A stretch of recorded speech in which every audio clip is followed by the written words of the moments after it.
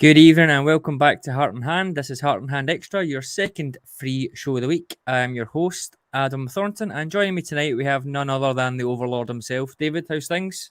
Not too bad. I see we've both gone for the hat look to try and avoid blinding the viewers with our baldy heats. Yeah, So there's a wee bit of consideration shown by the Heart and Hand team straight out the bat. I hope the viewers appreciate it. Yes, good to be here, Adam. Seems weird these weeks without games. It feels like Rangers for about 2 years have been playing, I know. midweek weekend, and having these full weeks apart seems a bit novel. I think I'll get sick of it soon. I was going to say, do you not feel like you're forgetting yourself a little bit? Because I got to maybe, was it Wednesday? I got to Wednesday afternoon and I was like, oh, I feel like I've forgotten something, whether it's going to a press conference or whether it's am I supposed to be going to a game and I've not organised a babysitter? It feels a little bit weird when you get that out of your routine. Absolutely, and I think a lot of us and a lot of the people watching this will plan a lot of their life around football. I mean, it's such an important part of everything that we do. And you're a Rangers fan, it means a lot more, and there's a lot more to it than that because you're either thinking about it, talking about it. I mean, the Europa League run last year, we were either travelling, thinking about travelling, trying to work out how we were going to travel, delayed somewhere. And it never stopped. So maybe we all needed this kind of decompress, but I wouldn't mind a good solid European run next season. No, definitely. I think I noticed that the Hibs my Jazz tickets come out and that's been moved to midweek because of the cup final. That one had passed me by, so at the very least, we'll have a midweek game. I think that's 8th of March, but then I think that's us until the split, which is not ideal. So we'll have plenty of time to get used to it. Press conference day today, David. Todd Cantwell, they seem to be pushing Todd Cantwell quite a fair bit. That was signing press conference, then there was a pre-match press conference, then there was a post-match press conference, and then I think we've had another one today. He does speak very well. What I like about him is he's quite thoughtful, I think, in some of the things that he says, and he actually seems to like riff off your question rather than just giving you a sort of predetermined answer. He's always quite, oh, that was a good question, or doesn't give you the stock answer. I think he does speak very well, and he said himself he is getting settled in now. He's seen probably both of the extremes of the challenges that we'll get with Tynecastle, Hearts away, and then obviously the 2 games against St Johnstone and Ross County. But he does seem to be settling in and enjoying himself. It's a good start so far. Yeah, I'm not surprised that they've wheeled him out a few times because, as you say, he is very intelligent and he does give good copy. And it's not just to the press; it's also to Rangers' internal press. He makes good content. He's a good interviewee. Also, there are some players who enjoy it, who like the chance to go out and speak to the press and get their thoughts and their personality across. And there are others who hate it. Alfie hates it, barely ever does it. Alan McGregor doesn't particularly like doing it, barely ever does it. The guys at Rangers that are really good at it are Todd Cantwell, clearly, but also Scotty Arfield is a really interesting. Ryan Jack is a really interesting guy. Lindstrom's pretty good, I think, too. Stephen Davis. But yeah, look, there's no scientific way of doing it. Generally, they'll ask in the dressing room and 2 or 3 will put their hand up and they'll pick from that. That's why you tend to get a lot of the same guys because it's the guys who are comfortable in that environment. And I think with Todd Cantwell, I think he's very well aware that you have to try and bond with the support. He comes from his hometown club where he grew up and he was one of their own. And the bond is there, it's by kind of osmosis. But with us, he needs to sort of endear himself. And the 2 ways to do that, of course, are one through the media, but that'll only take you so far. The other way to do it is be very good on the field. Absolutely.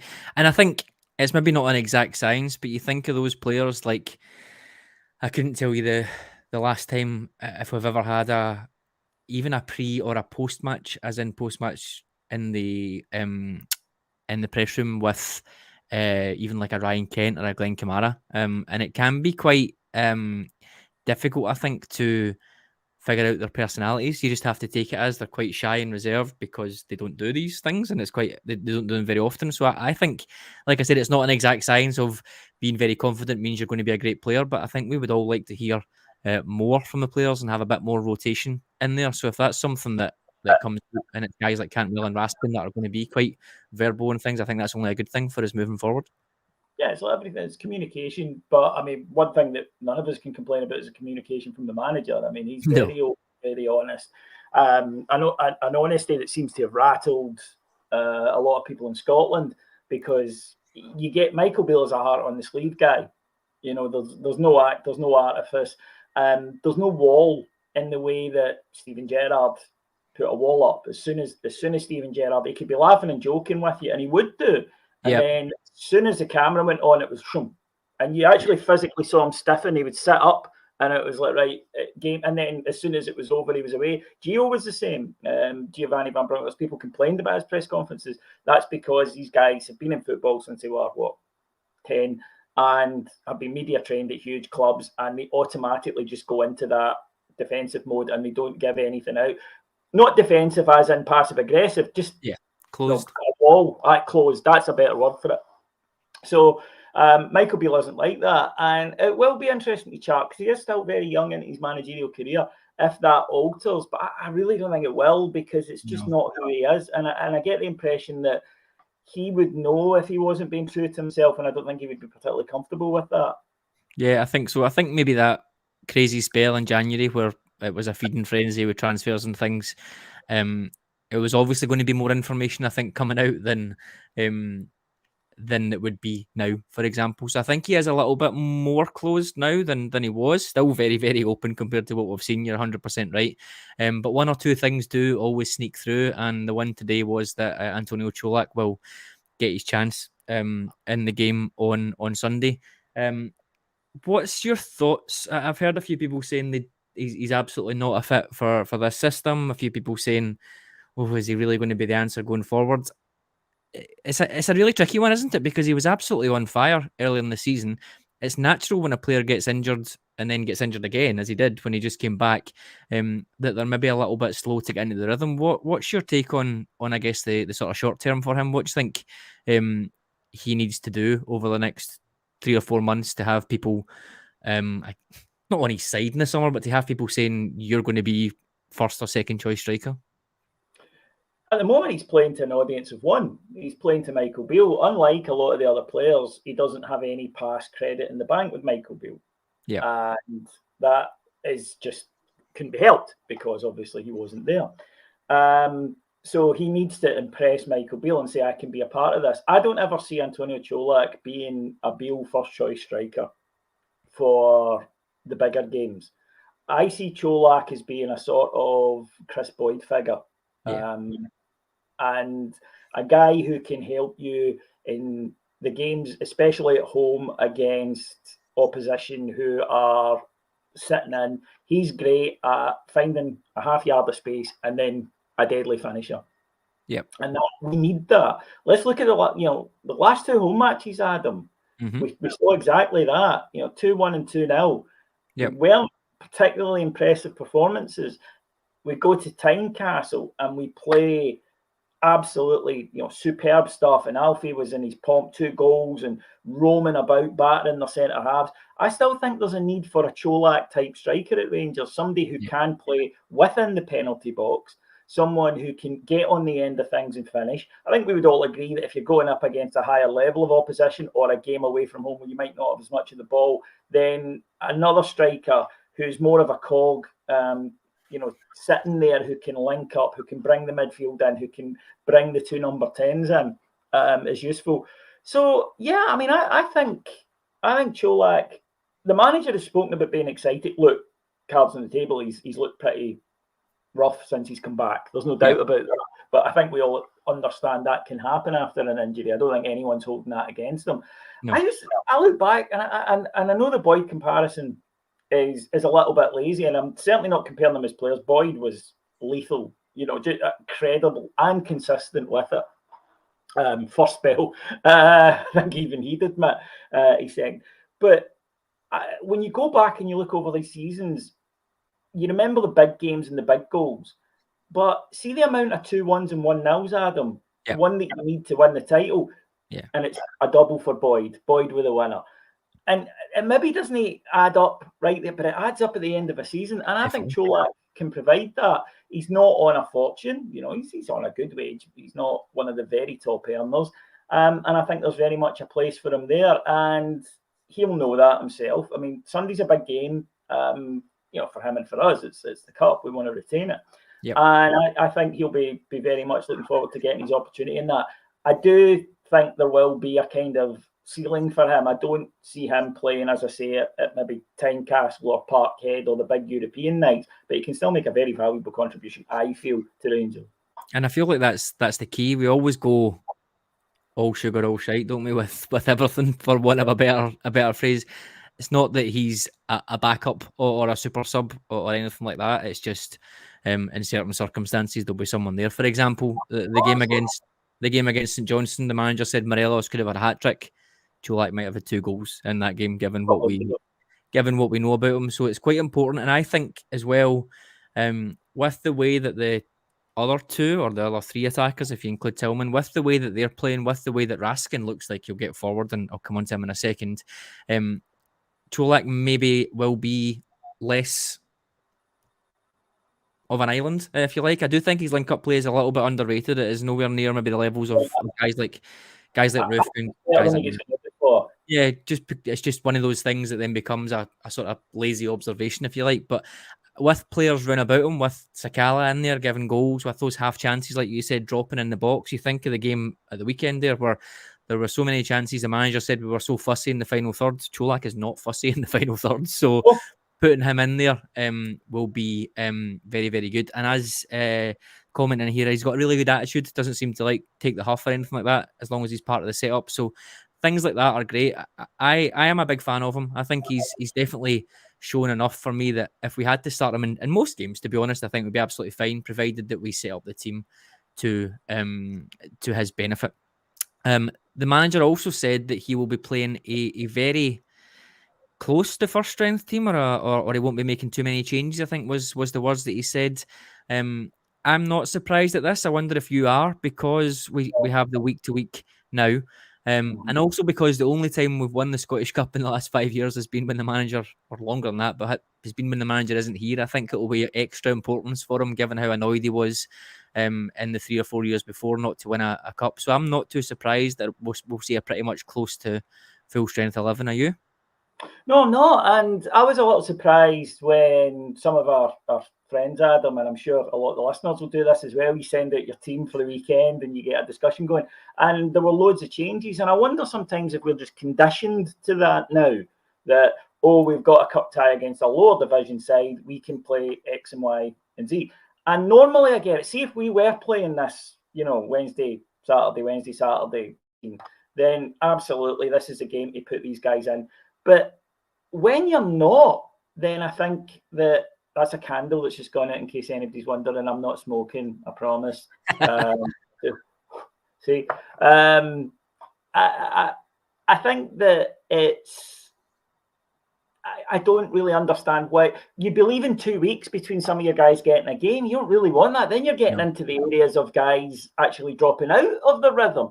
So I don't really see any valid reason whatsoever to play a weaker team in this match. Now, you may want to say, we'll give Alex Lowry a game because we want to give Alex Lowry a start, right? That's different. Raskin, for example, absolutely you start in this match. But, for example, Scott Wright, what have we got left to learn from Scott Wright? Why start Scott Wright? He's been featuring as a sub. He's probably going to be a sub until the end of the season. You could make 7-8 changes, but to what ends?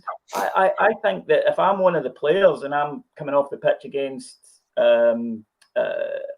Ross County, I'm kind of going, I want to play next week, otherwise it's a fortnight till I've got the boots back on again.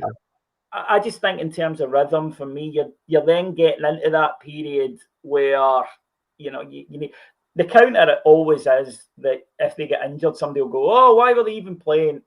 The footballers, they should play football. You hope they don't get injured, but it can happen at any time. It can happen on a training pitch. We know this. It happened to Rio Ferdinand when he was playing his Nintendo. So, I would tend to go with that. I would, as I say, maybe a Lowry. I could see that ahead of Tillman.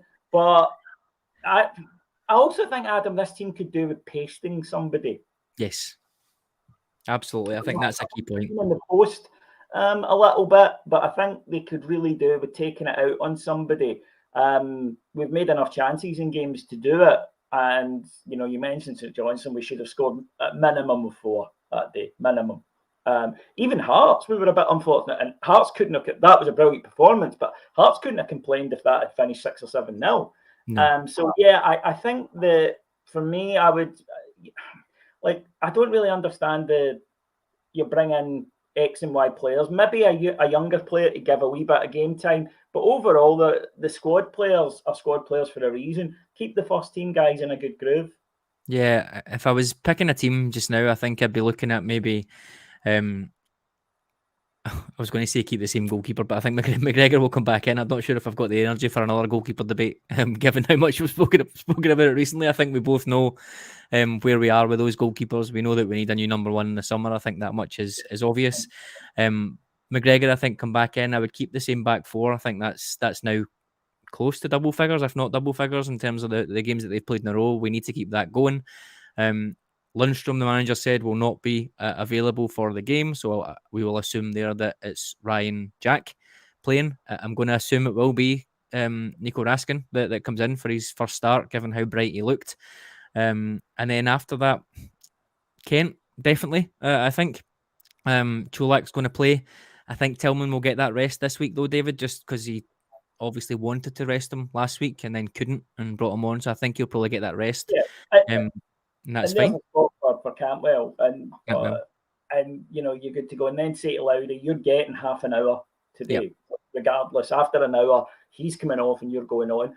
And that might be the same case with Hadji and Sakala for that other spot. Say Hadji gets an hour and Sakala comes on. It's integrating players that are first team players and you'd be comfortable playing in most games rather than, like you said, rotating players that maybe aren't going to be there moving forward. So as Chris McNaught says, it's a good opportunity to get Raskin and Cantwell up to speed. So the strongest team around them would be quite beneficial.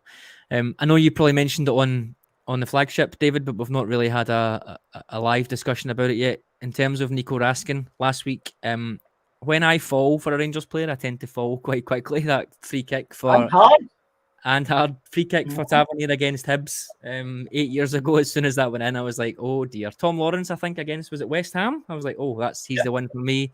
And then that 10 minutes on Saturday, I'm not sure if it was because it was just a bit of a turgid game. We were absolutely freezing in the press box. But as soon as I seen him come on with those socks, I thought at half-mast, but it turns out they'd been massacred to hell. As soon as I seen that happen, I thought, you are for me. And I thought, like I said, I may be going over the top because of the context and things, but that 10 minutes there gave me real hope for the future. I think if he keeps going that way, if he keeps talking the way he is and the sound bites that we're hearing, I think we could have someone pretty special. What were your thoughts? I assume you'll start him on Sunday first of all, but what were your thoughts, I guess, on that 10 minutes or so? Definitely agree with Chris. I would get him in the side, get him 90 minutes if possible, get him back up to speed as quickly as we can. He looked very exciting. We've all done this in the past, though. We've all, Lassana Koulibaly springs to mind, where you fall in love with a midfielder really, really quickly. Because we've had such a dearth of new midfielders to fall in love with. And I think that you're so desperate to really love them. The counter to that is we're also quite quick to go, he's rubbish.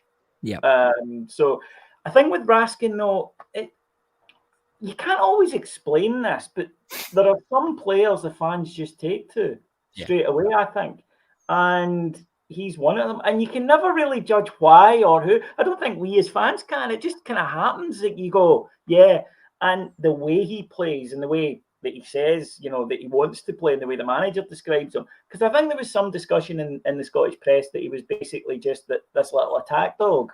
Yeah. That Pitbull thing came about very early doors, and he's not. And you could see that he's very, very technically good, which is no surprise from someone who's come up through the system in Belgium. You would expect that. But he is, and that stands out in Scotland, somebody who's got that technical ability, as we know. But for me, the thing that impressed me, Adam, was the physicality of the game didn't bother him in the slightest, which is always a thing in Scotland. And he looks to me to be a first pass forward guy. And by that, what I mean is it's just your automatic instinct. We have midfielders, that is not their automatic instinct, because that's not the job they've been brought up to do, and that's understandable. But when they get the ball, even if they're trying to press forward, it isn't always the urge you get. And I know it drives you nuts sometimes when it takes 5 passes to get to Barisic or to get to Kent, when the pass could be done in one. He looks as though he's the guy that bypasses a safe pass kind of diagonally 4 yards and just goes direct to the guy who's open. And we've desperately needed that. He also looked quick, which wasn't something that was listed in his attributes. So I'm really looking forward to watching him grow. That's the thing, watching him grow. Cantwell as well, Adam. We've finally got 2 players who you look at and you go, these will come to the peak at our club. And that's fantastic. I think Ross has maybe nailed it here as well in terms of, I think the quality in terms of theoretical, what we think, what we know, what we can see, but faster pace and movement, I think is a huge thing, because we've seen players like Sakala and Matondo come in who have got loads and loads of pace. What I think we see with Raskin and Cantwell is that mental quickness, David, that, like you said, we'll make that decision, we'll go. There's an energy there. I think Cantwell has surprised me in terms of, again, it's a preconception of, you think of that type of player as a luxury player, and he absolutely has that about him in terms of gliding about the pitch. But off the ball, I've been quite surprised with what he wants to do, kind of getting stuck into some tackles and things. And I think Raskin, maybe again, that preconception, because he's been called a pit bull and because he's been called a defensive midfielder and things, I can see where that's coming from, because off the ball, he is like a little ball of energy. He wants to go and get the ball back, etc. But it doesn't mean that he's just a destroyer, because it's part of his game, that off ball and on ball type thing. But I think the speed of thought is the thing that we've been looking for a lot, particularly. And again, this is something Cantwell spoke about, which I really like, David, was he said in the press conference, the pressure is on him as a attacking player, creative player, flair player, to go and break down these teams, and he sort of thrives on that pressure. I think Raskin will be exactly the same. Yeah, and I think that the fact that both of them were so keen to come, I think is a huge part, because they want to impress. And this is one of the legacies of the Europa League run, that people saw Ibrox at its best, and they saw it and they thought, I want to be part of this. And that's something that we had lost over the last decade, unfortunately, but it's come back now. And they're keen to make an impression and to bond with the fans, but to be successful, to win things. Both of them fell out with their previous clubs. So that atmosphere, that environment of, we are very glad to have you, we are grateful to have you, I think that they are feeling that, maybe more than a player that we'd had to go and persuade, and really work to talk into coming. You sometimes get players who show up at any club and look as though they think they're doing you a favour. Yeah. And you don't get that vibe at all from these 2 guys. But in terms of what they bring, the most important place, which is on the park, I think energy. And I think that we had at times this season a team, I think, with an average age of 30 in 1 month. Now, without being ageist, because that's still a lot younger than I am, I think that we needed an injection of energy into the side, and we needed freshness, and we needed somebody that was going to pep something up for us. And both of these guys are bringing that. I thought that the fact the Hearts' performance came up was indicative of me. The fact that Kamara and Lundstrom played so well is because they went, competition. Yeah. And it's you hear from footballers all the time, they'll tell you, when a good player arrives at the club, you go up a gear in training because you want him to think, he's really definitely good. And I think we saw that against Hearts. And I'm looking forward to seeing it throughout the rest of the season, because, that's a big month for us. We've got a cup final coming up. Progress in the Scottish Cup is available. And I think that that's an exciting time for Rangers. And I think that if people kind of buy into that, rather than us having to keep going to the battle with the same guys who were looking tired. And now what you've got is the team suddenly has a bit of kind of zazz that it's been lacking all season, really. Yeah, I think so. And just to round off that chat on Raskin, Jim Lamb has asked, where do we think Raskin will play for us, number 6 or number 8? I think it's great that he can do both, but I guess they can all do both, really. Kamara can do that. I don't necessarily like Kamara as the sole number 6. I think we've seen some of his passing in there when he's a deeper midfielder can be a bit questionable. We'll have to wait and see. I do think it will settle down to being Raskin or Kamara and Jack or Lundstrom starting in the majority of games. I think that's the way that we will go. But without, again, putting too much pressure on for Raskin, I see him having the best bits of Kamara's game, but also having quite a lot of the weaknesses that Kamara has, Raskin doesn't seem to have in terms of going forward, being natural, maybe being a little bit more, again, I'm loath to use the word aggression, but having a bit more energy off the ball. So I think mostly he will play as that number 8. I think Joshua on the Rangers Review used a really good term the other day. Rather than holding midfielders or defensive midfielders, it's probably controlling midfielders. Those 4 are controlling midfielders that want to control the play. Whether they are behind the ball doing it, whether they're ahead of the ball doing it, that's up for debate depending how the game goes. But I think controlling players, but I think it will definitely split into Raskin and Kamara, Jack and Lundstrom on that side. Yeah, I agree. I think that I think if everyone's fit, I think it's Lundstrom and Raskin. I think that's what the manager will think as well. If everyone's fit and in form, obviously, then I think that might be the combo that he goes with. And on paper, and the very little we've seen on Raskin, you would think it'd be complementary. On the controlling thing, again, keep going back to it, but it was such a good performance. Tynecastle, that's exactly what they did. They just bossed that. And they went and hunted the ball and they got it forward quickly and intelligently as well. And the front players thrived off the service. So that's kind of what that midfield's supposed to function like. And if we can get it functioning that, but add in these extra weapons that hopefully Raskin brings, then we should be in a good place. For the, what is it now, 5th or 6th time in the last 30 or 40 years, we've got rumours of a European Super League. David, what's your thoughts on that? I see the SPFL have come out to speak about it today. Do you think this is something that is just inevitable now, given the trial a couple of years ago, or the botched trial a couple of years ago? Do you think this is something that will happen now, or is it just one of these things that comes around when it's a slow news time?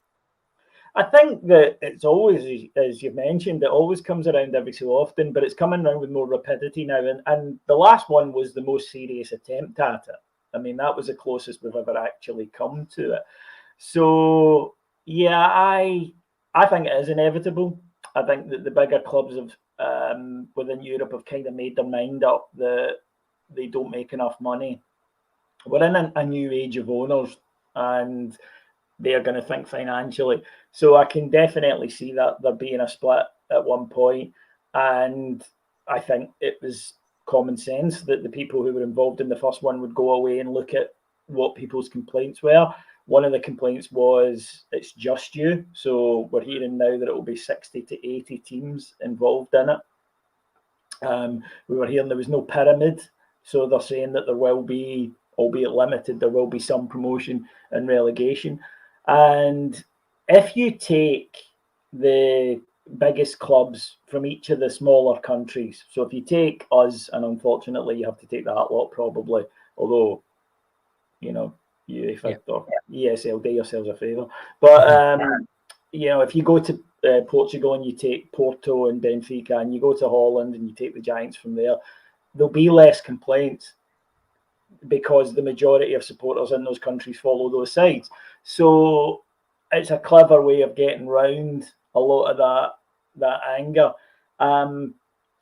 If it is going to happen, then I would prefer we were a part of it, because you don't want to be left behind, even though it will be very, very strange to be operating in this.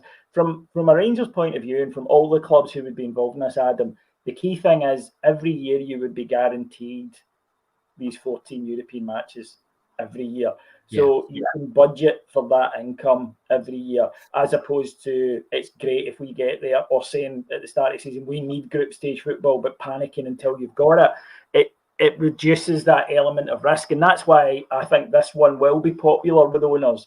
And I can see the likes, I mean, if you're Copenhagen, for example, you're going to want to go into this. And I think it's inevitable. I think that there's going to be so much push that when it finally comes to fruition, and we may be 5 years away from it doing so, but eventually I think that football's changed too much. There's too much money involved. The people who are running the bigger clubs now have made very clear that they don't think they make enough money. I'd look at someone like Barcelona and say, stop pissing your money up against the wall. You make a fucking fortune, but we're a bit too late for that there. So, yeah, what do you reckon?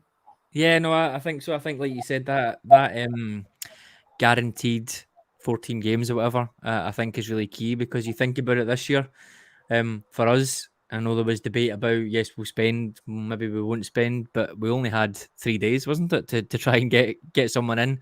I think people think that you're able to just keep players dangling on and saying, right, I'll maybe sign you once the Champions League if we get into the Champions League. When in reality, you've got a player that's probably sitting there unhappy at his club and wants to move and doesn't want to wait until the season's a few weeks old. So removing that uncertainty, I think is pretty key. You could probably say we've removed it this year, but ideally we wouldn't want to be so rubbish in the league that we don't think we're going to win the league by September, October. So I think this is a decent halfway house. And I think you're right. I think there's so much lobbying for change. I think you look at Italy and you look at Spain, as much as people think the league are at odds with Barcelona or anything like that. I think they're just trying to implement their rules, and if something comes along that makes their clubs richer, I think overall, as much as they're debating that it's not a good thing and it's this and that, I think if they can make their clubs richer and benefit their overall game and be sold on a plan, then I think more will start to go for it. Especially now that we're seeing this big disconnect. It was fine when it was just the top five, if you like, David, or the big five leagues, and then it was Holland and Portugal and things underneath that. But now we're starting to see France falling really far behind, and Germany, um, and Italy, and Spain won't be far away given those problems that we mentioned as well. So I think those clubs will see the way that the Premier League is going and think probably we need to think of something else here. As Chris said, the only opposition I can really see will come from Big Six English fans. They're quite happy with the current circumstances. Yeah. And they absolutely are. I think that's a fair point.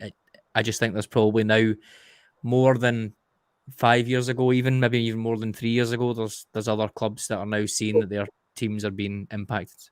And you know the other reason for that, Adam, is that now the big six is exactly that. It's a big six. It's not a big four, and that means that every year at least one or two of them are going to miss out on Champions League.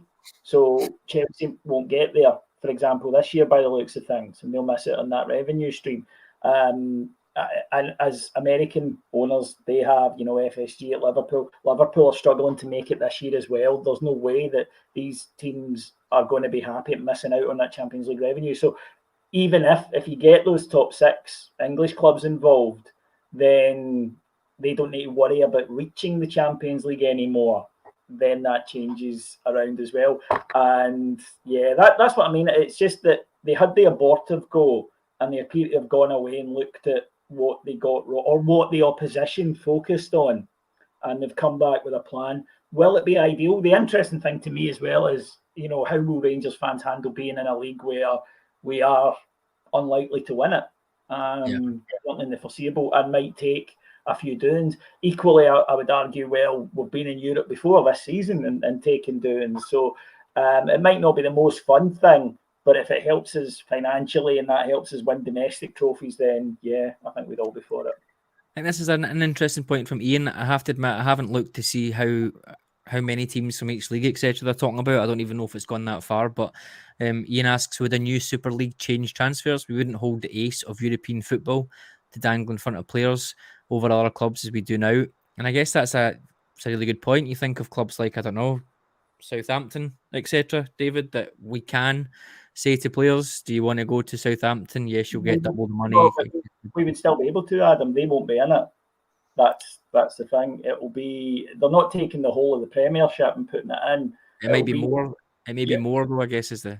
Yeah, look, yeah, but then we will always be able to say, look, we're part of this. Yeah. And there will be a lot of clubs who aren't. It's like if somebody gets an offer from a Premiership side, then you're in a bit of bother anyway, because they can say, well, we'll double your wage. And, the European football is great, but it doesn't quite offer that. So I think that the fact you'd be able to say to somebody, if this exists and you say you sign a 3-year deal for us, that's 52 guaranteed European appearances you'll make. Yeah. And the smaller clubs. So generally, the players that we're at the smaller English clubs, it's not Man United or whatever. I tend to agree with Ryan here. If anything, it would strengthen our pool because you would be a It's part of that. guaranteed. Yeah. It's guaranteed, absolutely. And then things like wages do come into play as well. But I would tend to think that if we were going for a player as part of this European Super League and we were up against, as you say, Southampton and Bournemouth, then I think we would be far more attractive. But the money hasn't burst in the Premiership yet. They would still be able to go, right, well, we'll double what Rangers are paying you. And that, unfortunately, you mentioned it there. That's why this is happening, because the rest of Europe are saying, now we're fed up. And I think when you see Milan being outbid for a player by Bournemouth, you think there's something not quite right here. Yeah, absolutely. Okay, just before we finish up, a couple of little injury news updates, I guess, at the presser, David. They are getting fewer, which is good. Yay! About bloody think we, time. I don't think we could have done any more, but they are getting fewer. I think we're now just down to Lundstrom, obviously, but that's a kind of shorter term thing. Robbie McCrory, which we know about, he's still a few weeks away. We got an update on Ridvan Yilmaz, another 3 weeks away. I don't know what to make of that one. I don't know if there's been a setback there or anything, because he did say he got a hamstring injury, which was the worst type of hamstring injury you can get, and it would take 12 weeks, but we're now in about week 13 and he's in another 3 weeks. So I don't know if we've Rangers it and invented an even worse hamstring injury, or if he's had a bit of a breakdown there. But he did mention how, I think the question was a really good question at the press conference, was about the different styles of the fullbacks, and he referenced both of their qualities. I think he is the one that I think we're all still quite keen to see. We've seen a bit of Lawrence, maybe not enough, but Yilmaz, we've seen flashes that he could be a similar type of player, or a similar type of impact that Raskin is having. So hopefully we can get him back soon, but that's just a little bit unfortunate that realistically, with a hamstring injury, with the player in his first season, etc., we're probably not going to see the best of him until next season. No, absolutely we're not. To me, though, the fact that Barisic's form has, I would argue, has improved under Michael Beale. It hasn't been quite the issue that it might have been, but he's not a like for like. These are not No. two guys who are competing, and it's who's in the best form. Ridvan is somebody different, and for a team that, not recently, but for far too long this season, one of the reasons we have a new manager, would be one-dimensional. Then all the different options that we can get, I'm all for. So I'm really looking forward to Ridvan coming back. He is the one that we just saw glimpses of, very creative, as we know. But right at the start, Michael Beale talked about Borna goes on the outside. That's his strength. He gets on the outside and he puts crosses in. Whereas Ridvan turns inside and plays passes. A different option, and we go right back to what we talked about at the start. Some games you need X and some games you need Y. As soon as he's back, brilliant. And the good thing is, because Bonner's playing reasonably well, you don't need to rush him straight back into the side. You can go okay and be able to much in the way that we were able to bring Davis back that wee bit slower. Goldson, we had to just stick in when he was on one leg, but it didn't matter. Luckily, he's Connor Goldson and he's a machine. Yeah, absolutely. And I think, again, this 1 game a week thing may work. We've seen with Hadji, for example, that he was able to play, get half an hour or so, and then not be seen for another 2 weeks, and it doesn't really feel like he's missing loads of games, but he can just get himself back up to speed. Interesting point from Ali, is Barisic playing better now? He doesn't have a winger in front of him hugging the touchline. Yes, for me, I think, 100%. as Michael Beale said, and I think as we always say, Barisic is one of the best crossers I have seen at Ibrox, certainly, in the last 15, 20 years. Getting him into that position is always what we should do. You think back to one of my favourite goals that we've scored, the Ryan Kent's goal at Parkhead in 2019, where it was a perfect team goal, all about attacking down the right, dragging the players over, and then that quick switch over to Barisic to bring the ball in for Kent to score. Unlocking him or getting him that overload on that left-hand side is crucial. And I think Ryan Kent, it was to his detriment that he was stuck on the left wing, but I think with Barisic as well, David, freeing that up and giving him that capability to go on the outside has definitely helped, and it's helped his assists as well. Yeah, because with Ryan Kent, particularly in Scotland, the opposition are going to stick 2, sometimes 3 on him. So he was out there with these 2, 3 guys on him, and it was easier for these 2, 3 guys because he didn't have the license to roam that he has now to shake them off, because he's got terrific off the ball movement, Ryan Kent. Yep. So what you basically had was Bonner coming up with the ball, and there's his guy coming out to track him, Ryan Kent, and 2 others. So you've got 6 players in this tiny area of the field. And how many times did we see Bonner? We'd all get frustrated with it, turn back because there's nothing on, there's nobody to hit, and there's loads of opposing players. It didn't suit either of them. Now he has that space to drive into. And I think it took him a few weeks to almost remember Adam. Yeah. Right. Oh, I go there. And muscle now memory. Yeah, muscle memory. I think it took him a few weeks to remember. Or maybe confidence is probably a better reason for it. But you then had that, and you have Ryan Kent, who is reborn under Michael Beale, and clearly, because I think we made it too easy for people. We gave him the ball tight on the line with 2 guys facing him every time, and that is an incredibly difficult thing to ask of someone. So now that there's that bit more space, Michael Beale talks a lot about chaos.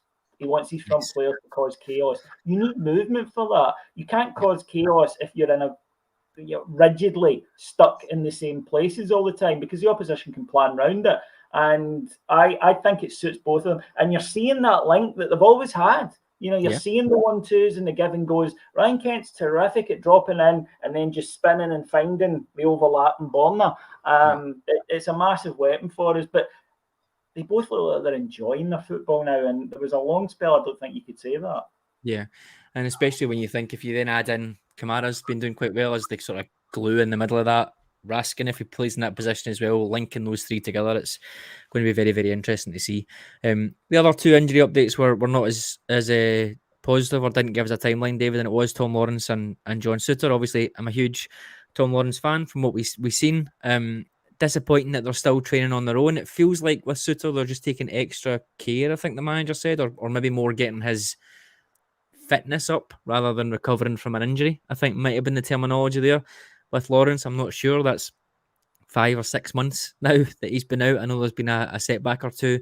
The fact that no timescales are getting put on them is a little bit disappointing, I guess. But at the same time, we don't want to be rushing these players back, because they have both been out for 5 or 6 months now, which is a shame, because I think certainly on Lawrence's side, as some of the comments have been saying, I do think he was making an impact. I think he would have gone on to make a really big impact in the team. Oh, absolutely. That's been the really big miss this season for me, has been Tom Lawrence, of all the players that have been at, Goldson, right? And I think that the only good thing that came out of Goldson's injury is people could see 100%. How important it is to the team. But of the attacking players, then definitely Tom Lawrence. And it is frustrating, and you would hope Rangers are looking at why. Was it misdiagnosed? We don't know. Was the treatment the right one? And you can't obviously change it now, but you can learn. And hopefully, if something like this occurs with a player in the future, it won't happen. We'll get him back when we get him back. And again, luckily now, and very much in the case of Souttar, that there's not the desperate need that we had even just a couple of months ago. We have Tillman and Hadji's back, and we've got obviously Todd Cantwell's in there, Ryan Kent's playing in there. So we've got, Tom Lawrence doesn't need rushed back in at the moment. And I think that's the case with Souttar as well. We've got the first choice partnership there, and we've got Leon King, who can deputise. So we're in a reasonable place with that. Lawrence is unfortunate, but we know that was an injury that occurred on the pitch. The worrying thing is this is John Souttar's career so far. Yeah. This is not unusual in his career up to this point, and that's the concern going forward. You would hope that once Tom Lawrence recovers, that's him. He goes off and he gets back to playing football again. With Souttar, there was always going to be that worry at the back of your mind that something else could happen, a la Kemar Roof. Yeah, which reminds me, actually, we never even mentioned Roof. He's been back in training for over a week, I think, and been contact training for a couple of days. We know the manager's a big fan. I'm a big fan. You're a big fan. I think he might be someone that we might see even for 15, 20 minutes at the weekend, just to sort of get him back even at Ibrox and get a feel for things. So that'll be good to see him back as well. Fiver Okay. on Cardiff to score the winner in the cup final off the Oh, bench. absolutely. And then be injured again. Yeah. More than likely, see if he does that, he can be injured the Hello. rest of his frigging days, and I'll come up and clean his house for him. Absolutely. Okay, before we go, got a couple of shameless plugs. As you can see from the ticker down the bottom, heartandhand.co.uk/Patreon. If you sign up now, you can listen to up to five podcasts per day, certainly five on match days. We've got a pre-match show, 2, 3 post-match shows, Chief Executive Report, post-match pod, from Colin in the car, and then also a post-match press conference from David and whoever else is in the press room with him on that day. If you go to heartandhand.co.uk/Patreon, you can sign up now. While you're on heartandhand.co.uk, you can also have a look at our latest scarf, which is in collaboration with the famous David. I'm going to see if I can try and do this fancy screen share thing with it. So let me know if it comes up and you can give it a little plug. Here we go. There we go. Well done, Adam. Yes. Woo! What we wanted to do, folks, was to have on almost what we call a behind enemy line scarf. So I know a lot. You go to the game and then afterwards you go into town. And obviously, if you've got a bar scarf, there are pubs that go, you're not getting in, mate. So this is a plain black scarf with 3 red, white, and blue bars, one at the top, one at the bottom, and one very subtly there in the middle. You can see. So it's one that you can wear to the game, and then one you can wear out later on that night without anybody noticing. But if you know, you know. So you'll get guys kind of giving you the you're a bear, which is always a fun thing. So yes, if you want to buy it, it comes from the Famous. It's available on our website. Before you used to go, well, how much? Famous scarves cost a lot, right? But they're worth it. They last forever, and they are brilliant. They are top quality. So if you want to buy one. They are made to order, right? This is a pre-sale, so don't buy it if you've got a birthday on March the 1st and you're expecting it to arrive. It will not, because they're not getting started made until the start of March. So it'll probably be kind of middle of March before you get it. But yeah, they're always good. We've had 4 or 5 before, I think now, Adam, and they're always good. And also, we should have an announcement about something to do with a new building that Rangers have got. And I'll leave it at that. But we're just, I believe the phrase is drawing up the contracts stage for that. And basically, just we'll need you to keep a night clear in May, folks. So if you do that, then yeah, it should be a lot of fun. Yes, absolutely. All these amazing names that we mentioned, and I know. Do you think we're very and Rangers Castore range rather than ACDC? Because at least we're showing up. That's true. We should, yeah, very excited to hear about whatever that is when it comes out. As David said, head along to the website, heartandhand.co.uk/scarf. You can find it in the shop tab here. There's also a couple of books in there if anyone wants to buy, maybe that one in the middle. I can't believe I'm still plugging that 6 months after it came out. As David said, the pre-orders open on the scarves until 27th of February, after which the orders will go to be made and delivery will be a few weeks after that. So please don't plan to have it until after the end of March, probably. But yes, very, very good scarves. Great probably 3 weeks into March, you should have it. Yeah. Great. Okay. David, that will do us for tonight. Thank you very much for joining me. An absolute pleasure. Thank you to everyone for staying with. Even through the plugs there, the number didn't go down, Adam, which surprised me. So thank you, folks. Absolutely, as usual, completely overwhelmed with all the comments. I think we got as many of them as we could without just turning it into a Q&A show. Thank you all for listening. Like I said, head along to heartandhand.co.uk/Patreon if you aren't a subscriber.